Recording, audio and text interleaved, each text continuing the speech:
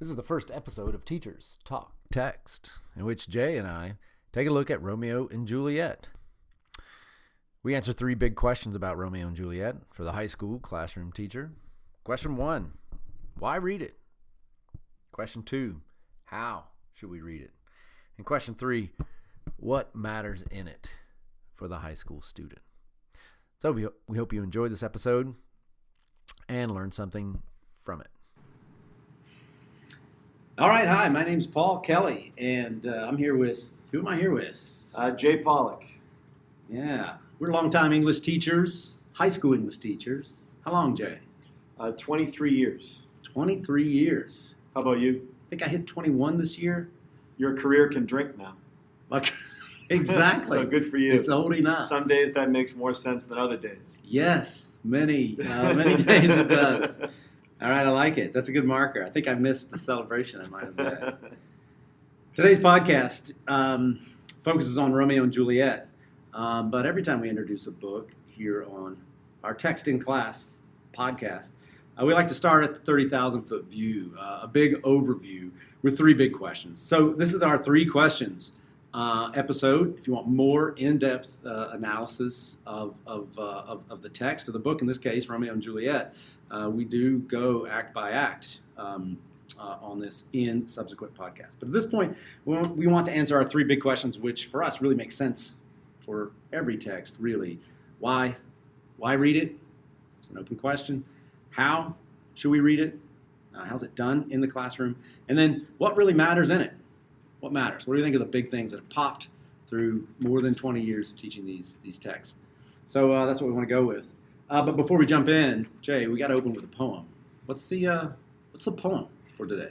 Yeah, I thought since there are a couple of really important sonnets embedded in Romeo and Juliet, I would pick a modern sonnet. And this is one of my favorite poems by Robert Hayden. It's called Those Winter Sundays, and it's about remembering a pretty complicated childhood, which I thought also made sense in light of the fact that we're reading Romeo and Juliet. So Those Winter Sundays. Sundays, too, my father got up early and put his clothes on in the blue-black cold. Then with cracked hands that ached from labor in the weekday weather made banked fires blaze. No one ever thanked him. I'd wake and hear the cold splintering, breaking. When the rooms were warm, he'd call, and slowly I would rise and dress, fearing the chronic angers of that house. Speaking indifferently to him who had driven out the cold and polished my good shoes as well, what did I know? What did I know of love's austere and lonely offices? That poem again, the name and author? Those Winter Sundays by Robert Hayden. Love's austere Offices. Yeah. The I think- unsexy parts of loving someone, taking care of people. Yes. Yeah. And what did I, the speaker of the poem, know that? We might ask that of Romeo and Juliet, this play. I think it's a very good, a very strong connection. Well, let's do it. Let's jump in then. We have three questions for Romeo and Juliet. First up, such an important question that we face every time we teach, which is why to teach this text. Because in choosing books, amongst other things, it's a zero-sum game. Every book you choose, you're not selecting 20 others, right? Mm-hmm. So it's an important question. I don't know, Jay. What do you think? Why should we? And on the table is it's not implied that we should. Maybe you would say that we should. Sure. I'd just like to say on the outset that another reason why Paul Kelly and I are doing this is we have so many great conversations, as I think most teachers do, with colleagues. And we're just really looking forward, right, to bringing this conversation to a wider context. Yes. We often spend an embarrassing amount of time at work nerding out, and we know there's other folks like us out there. Yeah. So why teach Romeo and Juliet? I had three things I was thinking about. All right. First, I was thinking, similar to a book like A Christmas Carol, Romeo and Juliet is one of the Shakespeare plays that a 14-year-old kid might vaguely be familiar with in terms of the plot. And if the 14 or 15-year-old kid is not vaguely familiar, he or she has to read the first 14 lines. So weirdly, it's a difficult text where you know the ending before you begin. Yeah. So that is a sort of interestingly disarming sort of trick, I would say. So the pressure on the reader is less about what's going to happen at the end. It's kind of how you get there and who you meet along the way. Yeah. So I think that's kind of appealing when you're teaching young kids, particularly kids that maybe struggle. Connected to that, I think of a lot of classics, it's a really good book to read deliberately with young kids to get them confident engaging in a difficult text. Oh. And I'll mention later just some ways I try to do that with probably varying degrees of success. Right. There's such an interesting sort of psychological set of challenges when a kid who maybe isn't a reader is given a 400-year-old story that he or she sort of knows is a classic they must worship.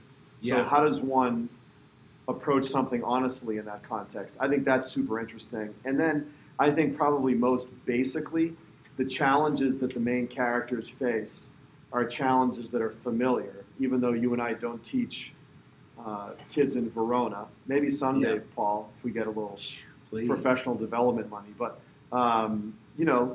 what is it like being young in love? What is it like navigating conflict? What is it like navigating the hopes of parents, particularly when they're different from yours?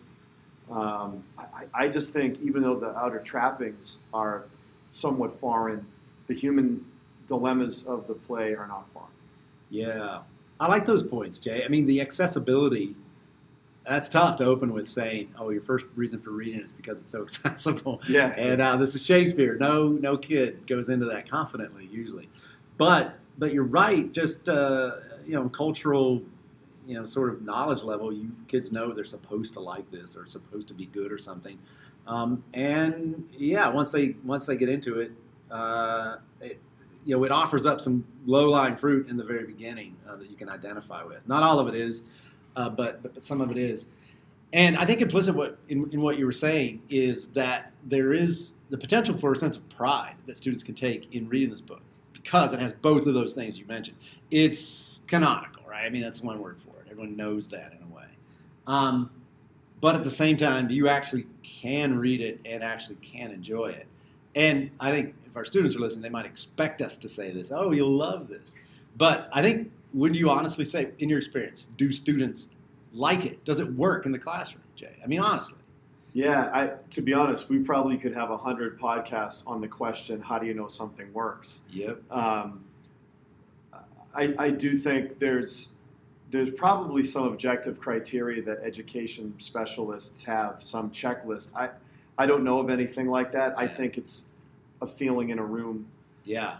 It's questions asked, it's hands raised, it's follow-up questions. Yeah, that engagement. The engagement. And then when you see in their writing and thinking. Yeah. I think it does work. I think the years where it's worked best, I've probably intentionally scaffolded it in a certain way. In years where it hasn't worked, I've done a poorer job doing that. So a lot of it is with, I think, texts like this, it's always on the teacher, but in a peculiar way it is when I think you're introducing novices to something so difficult. Right. I like that word, scaffolding, Jay. That sounds like a teacher education word. That's right. I'm playing education bingo, and I almost have bingo. So. Yeah, scaffold should get you somewhere on that list. What I'm hearing you say, Paul, is, no, that was another one of my bingo cards. All right, let's not use that ever again. All right.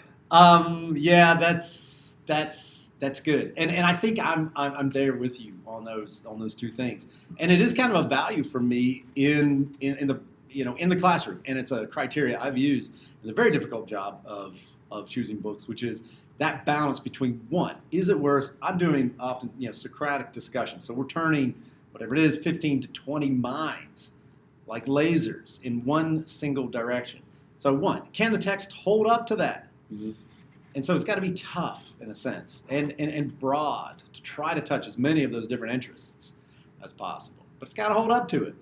But then second, on the other hand, it's got to be accessible. So it can't be so tough that they can't penetrate it, and feel like there's some kind of accomplishment. If I can just dovetail off that, I think to connect to what you were just saying too, the reason I like John Green as a young adult novelist is that his teenagers are smart and they don't accept trite adult responses to problems easily. Yeah. I think Romeo and Juliet, kids could like, particularly Juliet, but Yeah.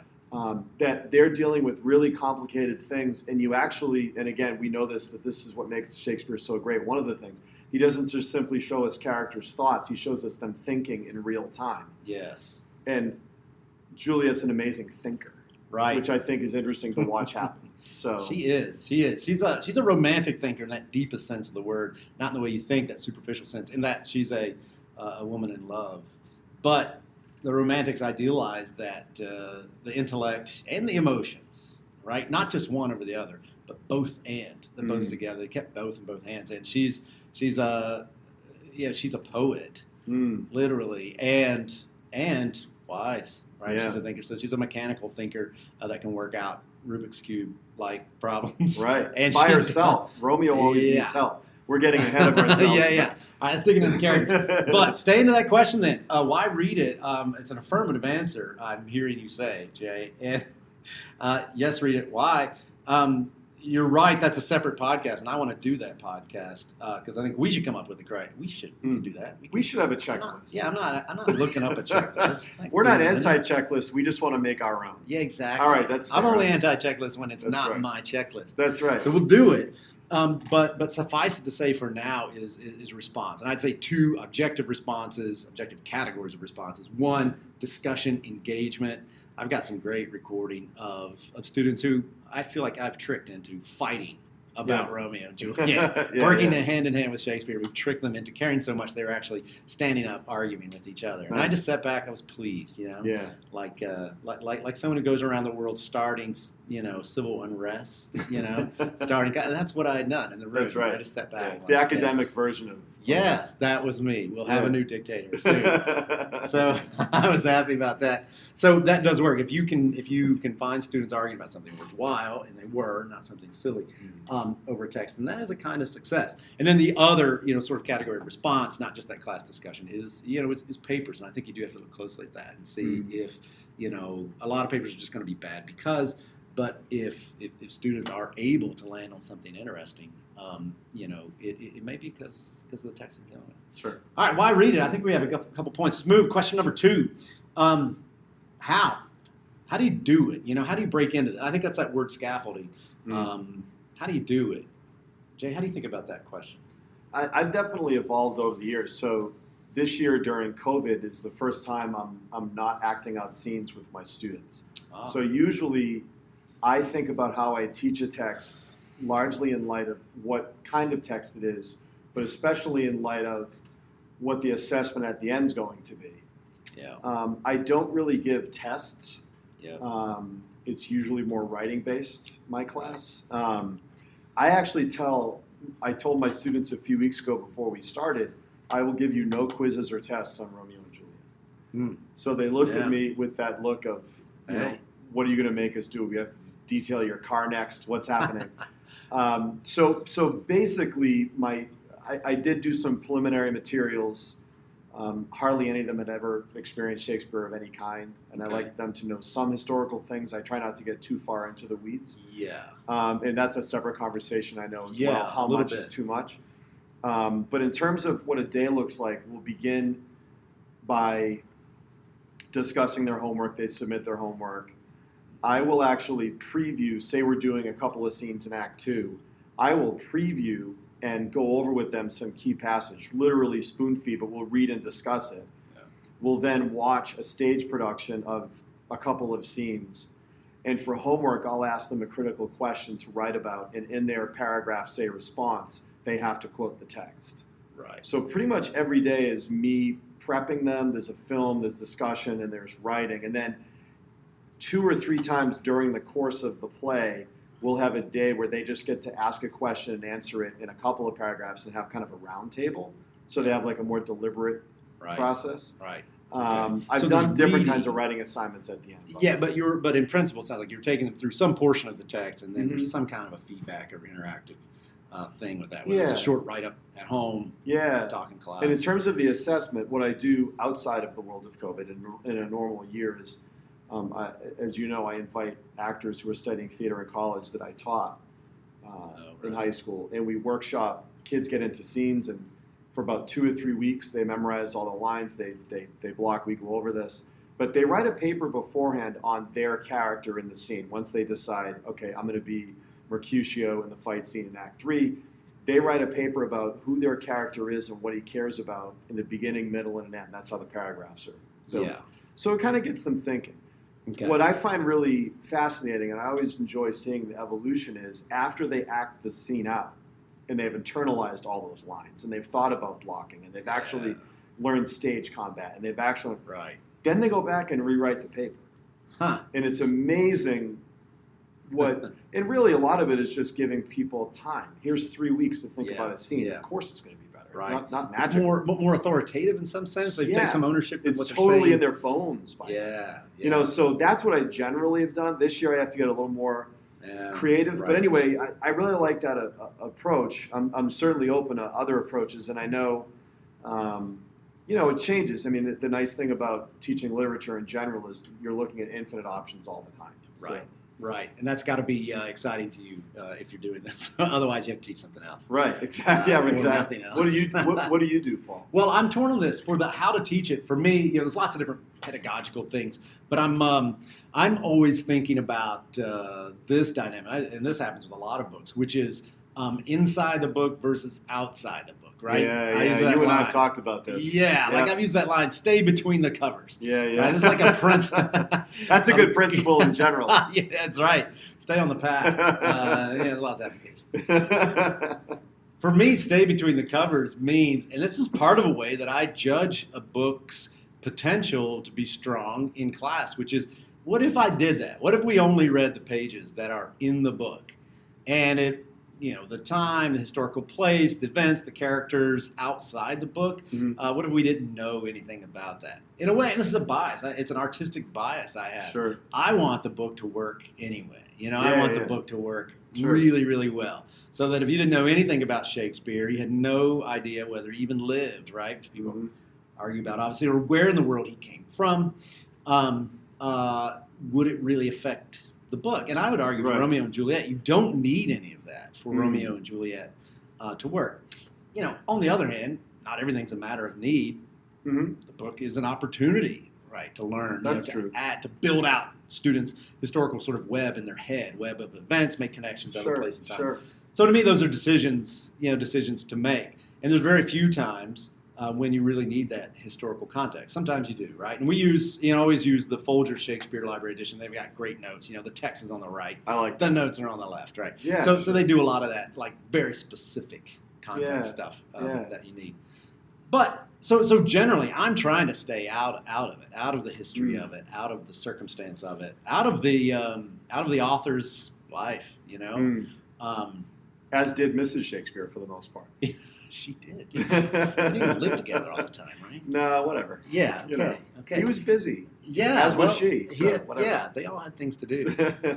That's how I feel. I've got things to do, so I don't. Right. I don't dig into the minutia or the grocery list. Can I offer a third option that you're making me think of another? Yeah, sort of middle binary ground. choice. I can get really into the weeds of Shakespeare's the color of his drapes and his blood type and what he liked for breakfast and all that stuff. Right. I'm thinking of the sonnet that Romeo and Juliet speak together. Okay. And in the stage direction, Romeo grabs her hand. Yeah. And I think to our students, that is pretty irrelevant. It's a not super bold move. It's just what happens. You like a girl, you grab her hand. Okay. I'm thinking out loud now, but instead of maybe doing a top-down, soup to nuts, contextual introduction, Elizabethan dating practices, blah blah, and maybe in the context of going over the play, that would be the moment where a teacher would say that at the time this was written, when men and women danced, they actually didn't even touch. Their hands did not touch each other. So not only is he in an enemy house, not only have these enemies been threatened with death if they fight again by the prince at the end of the first scene, he grabs her hand. Ooh. But I mean, having a little bit of context peppered in the midst, like organically rather than top down, maybe that's a better approach. I like it. Like when it comes up. Right, the ones When that it comes naturally up. come up. Yeah. That to me is it, the vitality of it. Because the whole time you're doing this historical background, I'm thinking of my students in the room, why do they care? Why are they listening? Right. And if I can't come up with an answer for it, they haven't. And usually do they need to know what Lord's Chamberlain meant? Do they need to know what that is? Yes. I mean, the nerd in me just really wants them to know 5 or 6 historical things. Yeah, you did all the work to research it, so someone needs to pay. But no, I in no way am I finished thinking about this. In no way have I solved it in my head as a teacher. But I like the example you give, because that is one that is not just historical, anachronism, but that's something I think your students are going to respond to immediately. What? They can touch each other even at a dance? Right. I mean, at least there's some little bit. So they know that, right? They know that dynamic, that pressure, that want to. Sure. And sort of throw that out. To me, that is the vital sort of historical thing Yeah. that actually adds instead of getting in the way. Yeah. Right. Yeah. So that's a good example. So I think that's good. So the how, for me, the how is a very general how, but is to stay in the text and try to sort it out in the room. But I think that's a big principle, because there's some bravery in that, which is to let the play out with the people in front of you who are not the same people as last year. Mm-hmm. Like when I have a list of things I feel like I have to cover in the book, or I've been an irresponsible teacher, that draws me off of my students. And if you're playing well enough as a teacher up front, I think you can land on, especially on a text like Romeo and Juliet, plenty of responsible things to talk about that you may never have talked about before and might not talk about again. What's nice about that too is that if you're not doing a test that you wrote over the summer, that you're sort of molding every conversation towards answers for a pre-written test. Which is an occupational hazard, right? It is. And so instead, if you have 2 freshman English classes and one spends a day talking about Mercutio's role in Romeo's life, and one spends a day talking about how Benvolio wants to make peace, and both of those classes are authentically engaged in that way, and that's what they're responding to. As someone who's just taking the text on face value and letting the conversation roll, if you're not giving a little test at the end, but you're letting kids write, it's okay that the classes notice different things. In fact, with a text like this, with an infinite number of things to notice, of course they're going to notice different things. Right. You know what I mean? That's we right. have kids who've dated a lot, and we have kids who've never dated. We have kids who have, I had a kid mention not long ago that an aunt doesn't talk to a grandmother in the house, and it was something in 1968 that a lot of our families, right? But then the next class that I had, that kid wasn't in that class. So the nice thing, I feel pretty strongly about this, at least for my teaching, is to not give objective-based tests on books like this. I mean, on any books, really, for me, but because it stifles the openness of what kids notice and what they're going to. I don't know. That's just no. It's good, and I think the way to lock that down, the way I follow up on that, so it's not just loosey goosey and anything goes, is then to take seriously what happens in the room. So if I break down Act 1 into a series of 3 class discussions, then I'm taking notes, they're taking notes in the class discussion, and if I'm going to go with what comes up in the room, then what comes up in the room is what's on the test, or is what the paper is about. So there's some follow-up work for you as a teacher to collect that and then say, okay, I'm going to get papers. Maybe my paper is generally, the thesis is basically the same, but the proofs, the material, the scenes that they're going to have to draw on this need to reflect their understanding and engagement in the actual discussion we had. So I think there's a way to hold it down for, whenever, and we all have this, that desire to, I don't know, toward that objective test sort of. I don't know. It's something. I do papers, but I mean that thing of wanting to hold students accountable and not. Well, it's the illusion of rigor. It feels really rigorous giving a test. I think all of us get to a point in our career where we realize that the illusion of rigor actually is not that interesting. I hope so. But the rigorous. It's pretty rigorous if you're asking kids to think deeply about really great Shakespearean characters. That's pretty darn rigorous. I think it is. You know what I mean? But to hold them responsible for the thoughts they have is taking them down a path, right? So you had a thought in a discussion. Okay, that's on the table now. So now we're going to move with exactly those thoughts and then go down a path. Okay, next level. We're going to throw away 3 of those because they were crap. And then we've got one left. And this is the one we're going to operate with. And you go back to the book and kids could see where their ideas live in the book, and that's a really important skill. Yeah. I just think in terms of how to teach it, for me, the most important thing is, and again, this doesn't get discussed much, maybe because it's really obvious, is that, loving it really helps. Yeah. Because if you're doing this like taking castor oil medicine in the curriculum, like a curricular castor oil, kids notice that, and I would just turn off this podcast now and move on, frankly. Yeah, that's right. But you have to find stuff to love in the book, and that rubs off. And then I think just affirming even minutia or self-evident things kids notice. This is a really hard book, and just getting them excited about noticing things is great. Yeah, that's true. I think that reaches back into even the why read it. If you don't love it, then you don't have a reason to read it, unless your department chair is making you read it. That's right. Which is also another hazard.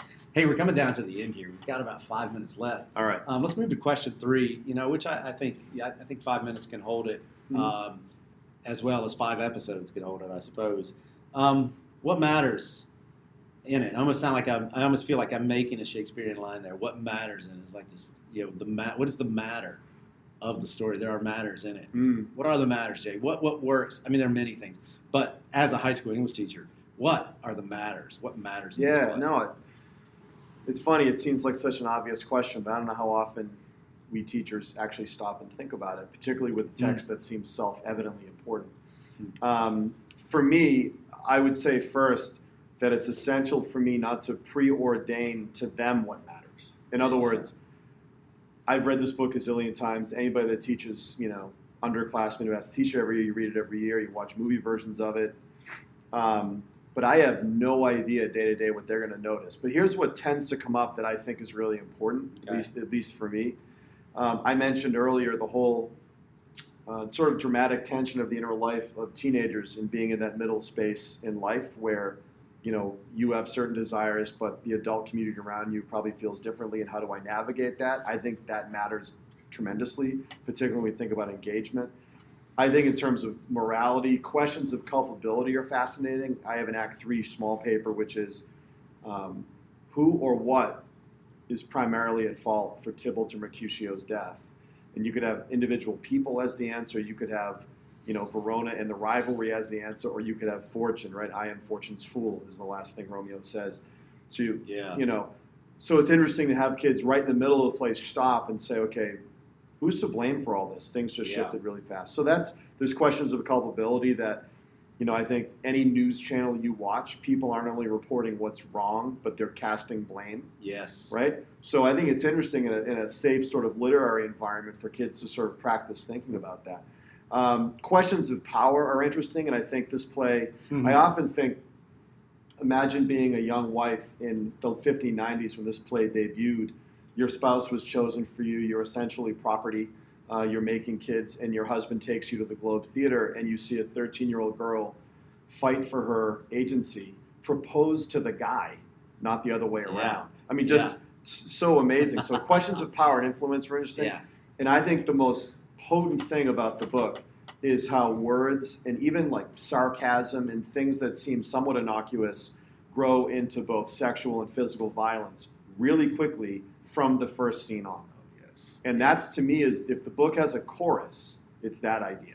Because it's not once, it's over and over and over again. And again, anybody that questions Shakespeare's relevance, open to any page. And within about a page or two, you're going to see a sentence that can appear in the news tonight. Yes. And Baz Luhrmann taught us that in his version of Romeo and Juliet, setting it in Los Angeles. Yeah. I love that, and I like that, the idea of love, the conflict or devolution of love into violence, and in such a short amount of time as the course of the play. And I think I would put that out there as there are several different thematic topics in that. I mean, one related that I've worked with over the years, and that I think I've had more success with students fighting with each other in a good way about it is. Some version of the question, did Romeo and Juliet have to die at the end of the play? And it goes back to the very beginning of the play and takes that first line, the star-crossed lovers. Was it fate? Was it force of, there's power, questions, beyond their control?